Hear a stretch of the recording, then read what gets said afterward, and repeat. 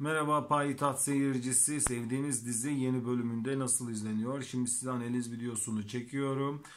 Payitaht seyircisi sevdiği dizi hakkında bu şekilde videolu analizlere sayfama abone olarak takip edebilirler. Sevgili Payitaht seyircisi, sevdiğiniz dizi yeni bölümünde nasıl gittiği hakkında analize başlayayım.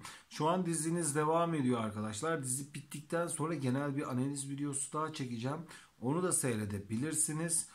Arkadaşlar şöyle söyleyeyim. Geçen hafta bildiğiniz üzere Cuma günü maç vardı. Maçtan dolayı genel olarak yapımlar etkilendiler. Bu hafta maç yok arkadaşlar ve maçı olmamasından dolayı da yapımlar son bölümünden daha iyi izleniyor. Yani Payitaht da bunların içerisinde. Payitaht şu an son bölümünden iyi gidiyor arkadaşlar. Zap yemesi de düşük. Çektiği seyirci kitlesini de tutuyor. Şu an için Payitaht için söyleyeceklerim bunlar arkadaşlar. Yani dediğim gibi son bölümünden iyi gidiyor. Bakalım dizi bitse kadar nasıl olacak? Genel analiz videosunu çektiğimde onu da seyredebilirsiniz. Şu an Payitaht için söyleyeceklerim bu kadar. Allah'a emanet olun.